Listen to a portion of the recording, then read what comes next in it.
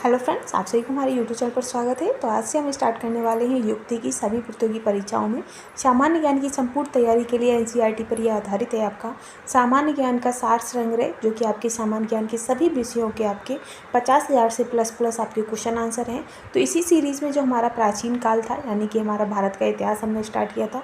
भारत के इतिहास में भी आपका जो प्राचीन काल था वो समाप्त हो चुका है। प्राचीन काल के बाद अब हमारा क्या आएगा, मध्यकाल आएगा। मध्यकाल में तो हम आगे बढ़ाएंगे। पिछली वीडियो में हमने आपका विजयनगर साम्राज्य कंप्लीट कर लिया था। तो आज का जो हमारा टॉपिक रहेगा वो है आपका भक्ति आंदोलन, यानी कि 16वीं सदी के जो धार्मिक आंदोलन थे, धार्मिक आंदोलन, उनमें भक्ति आंदोलन। तो भक्ति आंदोलन से संबंधित जो भी इंपॉर्टेंट क्वेश्चन होंगे, जो कि आपके एग्जाम पॉइंट ऑफ व्यू से इंपॉर्टेंट है, वो सभी हम कंप्लीट करने वाले हैं। और फ्रेंड्स, अगर आप हमारे यूट्यूब चैनल पर पहली बार आए हैं तो चैनल को लाइक शेयर करना बिल्कुल भी ना भूलिएगा, साथ ही हमें सब्सक्राइब करना भी बिल्कुल ना भूलिएगा। ऐसे ही कंटेंट के लिए चैनल के साथ बने रहिएगा। तो चलिए हम स्टार्ट करते हैं। इसमें हमारा पहला क्वेश्चन है कि भक्ति आंदोलन के प्रारंभिक प्रतिपादक थे। तो भक्ति आंदोलन के जो आपके प्रारंभिक प्रतिपादक थे वो आपके रामानुजाचार्य थे। कौन थे? रामानुजाचार्य। ठीक है। नेक्स्ट है कि महाराष्ट्र में भक्ति संप्रदाय किसकी शिक्षाओं द्वारा फैला है था? तो जो महाराष्ट्र में भक्ति संप्रदाय था वो आपके संत ज्ञानेश्वर की शिक्षाओं के द्वारा फैला था। किसकी? संत ज्ञानेश्वर। ठीक, कहाँ पर? तो महाराष्ट्र में। फिर है कि कबीर के गुरु कौन थे? तो जो कबीर दास जी थे, इनके गुरु आपके रामानंद थे। ये क्वेश्चन काफ़ी इंपॉर्टेंट हो जाता है। फिर है कि संत कबीर का जन्म कहाँ हुआ था? तो जो कबीर दास जी का जो जन्म है वो मगहर वाराणसी में हुआ था।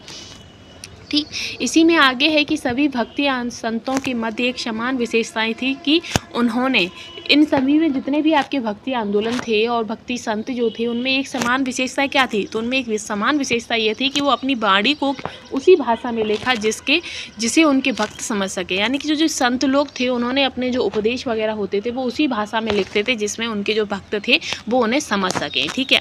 इसी में आगे है कि भक्ति आंदोलन का जो प्रारंभ किया गया था, तो भक्ति आंदोलनों का जो प्रारंभ था वो आपके अलवार नयनार संतों के द्वारा किया गया था। अलवार नयनार संतों के द्वारा। ठीक है। फिर आता है कि रामानुज के जो अनुयायियों को कहा जाता है। तो जो रामानुज थे वो वैष्णववादी थे। कैसे थे? तो उनके जो अनुयायी थे उन्हें वैष्णववादी कहा जाता था। फिर है कि आदि शंकर जो बाद में शंकराचार्य बने, जो आदि शंकर हैं जो बाद में आपके शंकराचार्य बन गए थे, उनका जन्म कहाँ हुआ था? तो इनका जन्म जो था वो आपका पश्चिम बंगाल में हुआ था। फिर है कि बीजक की रचयिता कौन है? तो जो बीजक है वो आपके कबीर दास जी ने लिखी है। ठीक। फिर आता है कि भक्ति रस कवयित्री मीराबाई थी। तो जो मीराबाई थी वो आपकी राजपूत शासक की पत्नी थी। किसकी थी? राजपूत शासक की पत्नी थी। ठीक है। फिर आता है कि चैतन्य महाप्रभु के संप्रदाय से जुड़े हैं। तो जो चैतन्य महाप्रभु हैं वो आपकी गौड़ी संप्रदाय से जुड़े हैं। किससे? गौड़ी संप्रदाय से जुड़े हैं। और फ्रेंड्स, ये मीराबाई इतनी प्रसिद्ध है, लेकिन अगर आज के ज़माने में ऐसा होता है तो उसे हम प्रसिद्धि नहीं मिलेगी, बल्कि उसे बातें बहुत सुनने को मिलेंगी। मीराबाई को भी काफ़ी आलोचनाएं सुनने को मिली थी, लेकिन वो बाद में अच्छी खासी वो प्रसिद्ध हो गई थी। मीराबाई श्री कृष्ण के भक्तों में से पहले नंबर पर आती हैं। राधा के बाद मीराबाई आती है, लेकिन आज के ज़माने में ऐसा नहीं होता है। ठीक है। फिर है कि पुष्टि मार्ग के दर्शन की स्थापना किसने की थी? तो जो पुष्टि मार्ग के दर्शन की स्थापना है उसके आपकी रचना जो है, स्थापना, वो आपके वल्लभाचार्य ने की थी। इसने की थी वल्लभाचार्य ने। फ्रेंड्स, ये जो क्वेश्चनों की सीरीज़ है ये आपके प्रत्येक एग्जाम के लिए इंपॉर्टेंट है। जितने भी आपके कॉम्पिटिटिव एग्जाम होते हैं उन सभी के लिए इंपॉर्टेंट है, फिर वो आपका किसी भी स्टेट का एग्जाम हो। ठीक है। फिर आता है कि किस संत ने ईश्वर को अपने पास अनुभव करने के लिए नृत्य एवं संगीतों के माध्यम बनाया था? तो वह कौन से गुरु थे, कौन से संत थे जिन्होंने ईश्वर को अपने पास अनुभव करने के लिए किसका रास्ता अपनाया था? तो कीर्तन, जिसे हम नृत्य और गीत कहते हैं, कीर्तन का माध्यम बनाया था। तो वो आपके चैतन्य महाप्रभु थे। कौन थे? चैतन्य महाप्रभु। ठीक है। फिर आता है कि अद्वैतवाद के सिद्धांत के प्रतिपादक कौन है? तो अद्वैतवाद के सिद्धांत के जो प्रतिपादक हैं वो आपके शंकराचार्य हैं। कौन है? शंकराचार्य। ठीक। गीत गोविंद के रचयिता कौन है? तो गीत गोविंद के रचयिता जयदेव हैं, और ये पुस्तक काफ़ी इंपॉर्टेंट है और काफ़ी बार ये पूछी गई है। ठीक है। फिर आता है कि भक्ति आंदोलन के दौरान असम में किसने इस आंदोलन का प्रतिनिधित्व किया था? तो जो भक्ति आंदोलन चल रहा था तो असम में इसका जो किसने प्रतिपादित किया था? तो असम में आपके शंकर देव ने किया था। ठीक। फिर आता है कि गुरु नानक का धर्म उपदेश है। तो जो गुरु नानक थे वो आपके सिख गुरु होते हैं, साथ ही इनका धर्म उपदेश है तो कैसा है? तो मानव बंधुत्व का। ठीक। फिर आता है कि प्रसिद्ध भक्त काव्यत्री मीराबाई के पति का नाम? तो मीराबाई के जो पति थे वो उनके राजकुमार भोजराज थे। कौन थे? राजकुमार भोजराज। ठीक। इसी सीरीज में हम आगे बढ़ेंगे कि बुद्ध और मीरा के जीवन दर्शन में मुख्य साम्य क्या था। तो जो बुद्ध और मीरा ने के जो उनके प्रवचन थे उनमें सबसे महत्वपूर्ण यही था कि इन दोनों ने ही कहा था कि जो संसार है वो दुखपूर्ण है, संसार दुखों का ही पूरा संसार है, दुखों से परिपूर्ण है। अगर आपको सुख की प्राप्ति चाहिए तो आप अपने जो इष्ट हैं, आपके जो ईश्वर हैं, उसमें पूरे संलिप्त हो जाइए, उसी में ही मगन हो जाइए। तो ये इन दोनों की ही समानताएं हैं, ठीक है। फिर आता है कि ब्रह्म सत्य और जगत मिथ्या है, भ्रम या माया है। इसकी उक्ति किसने दी है? तो जो आपके शंकराचार्य हैं, शंकराचार्य ने कहा था कि जो ब्रह्म है वही सत्य, बाकी जो जगत है, आपका संसार है, वो पूरा ही भ्रम और माया है, ठीक है।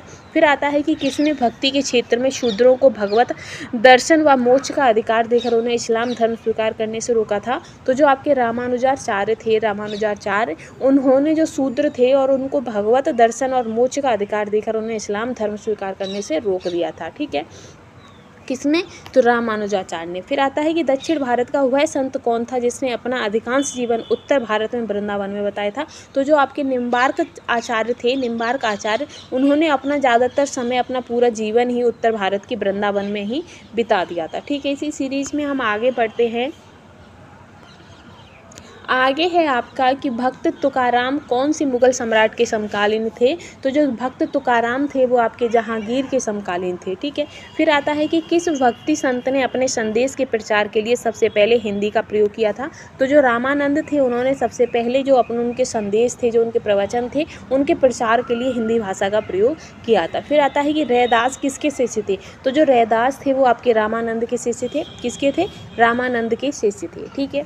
फिर आता है कि किस गुरु ने पंजाबी भाषा के लिए गुरुमुखी लिपि की शुरुआत की थी? तो जो गुरु रामदास थे, गुरु रामदास, उन्होंने जो पंजाबी भाषा के लिए गुरुमुखी लिपि की शुरुआत की थी, ठीक है। किसके लिए? पंजाबी भाषा के लिए गुरुमुखी लिपि की शुरुआत की थी गुरु रामदास जी ने, ठीक है। फिर आता है कि गुरु नानक का जन्म कब और कहाँ हुआ था? तो जो गुरु नानक का जन्म है वो आपका 1469 में हुआ था, तलवंडी ननकाना में, ठीक है।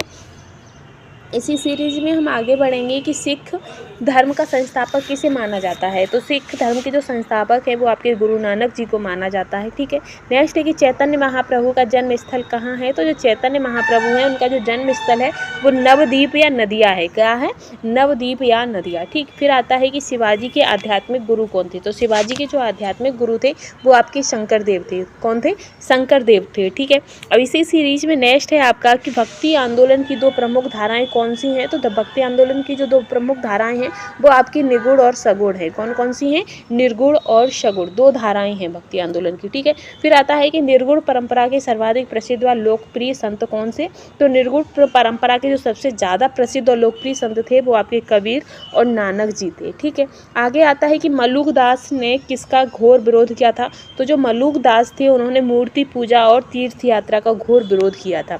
उनका मानना था कि मूर्ति पूजा करके या किसी और तरीके से हम प्रभु को नहीं कर सकते हैं, प्रभु को नहीं पा सकते हैं। हमें करना क्या है? हमें अच्छे आचरण रखने हैं और दया भाव रखना है, इनसे ही प्रभु खुश हो जाएंगे। ज़रूरी नहीं है कि हम उनकी मूर्ति पूजा करें या उनकी यात्रा करें, इससे कुछ नहीं होता है। बस अपने मन में ही प्रभु को मान लो, यही पूरा है, ठीक है। फिर आगे आता है आपका इसी में कि यदि एक पत्थर की पूजा होती है तो दूसरे को पैर तले क्यों रौंदा जाता है? तो जो नामदेव थे, तो नामदेव ने कहा था कि अगर पत्थर की पूजा ही होती है तो उसे पैरों से क्यों कुचलते हैं, सभी पत्थरों की पूजा होनी चाहिए। ये आपका कथन किसका था? तो नामदेव का था, ठीक है। इसी में आगे है आपका कि ईश्वर पूजा हेतु गोदावरी नदी से लाए पवित्र जल को किसने एक प्यासी गधी को पिला दिया था? तो वह कौन थे जिन्होंने जो गोदावरी नदी से जो जल लेकर आए थे, पवित्र जल, जैसे मानते हैं ना गंगा का पवित्र जल होता है, वैसे ही गोदावरी भी आपका गंगा के नाम से ही जानी जाती है। तो उसका जो जल है वो भी काफ़ी पवित्र होता है, लेकिन जो पूजा के लिए लाए थे लेकिन उन्होंने एक गधे को पिला दिया था। तो ये जो थे वो एक नाथ थे। कौन थे? एक नाथ ने पिला दिया था। क्यों? क्योंकि जो गधा था वो काफ़ी प्यासा था और उनके पास पानी था, तो उन्होंने गधे को पिला दिया था, ठीक है। फिर आता है कि गुरु शंकराचार्य किस मत के प्रवर्तक हैं? तो जो गुरु शंकराचार्य हैं वो आपके अद्वैतवाद के प्रवर्तक हैं, ठीक है। इसी में आगे है कि रामानुजाचार्य किस मत के प्रवर्तक थे? तो जो रामानुजाचार्य थे वो आपकी विशिष्ट अद्वैतवाद के प्रवर्तक थे, ठीक है। अब नेक्स्ट है कि रामानंद ने किस सिद्धांत पर जोर दिया था? तो रामानंद ने आपके एकेश्वरवाद पर जोर दिया था, ठीक है। तो जो आपका भक्ति आंदोलन हो गया, अब आपका सूफी आंदोलन आएगा। सूफी आंदोलन के बाद क्या आएगा आपका? ये सूफी आंदोलन है जिसके संप्रदाय होंगे, और सूफी आंदोलन के बाद आपका मुगल काल आएगा, ठीक है। तो आज के लिए बस इतना ही। नेक्स्ट वीडियो में हम आपका सूफी आंदोलन लेके आएंगे, ठीक है। तो अगर आपको हमारा कंटेंट पसंद आया हो तो प्लीज़ चैनल के साथ बने रहिएगा। Thanks for watching.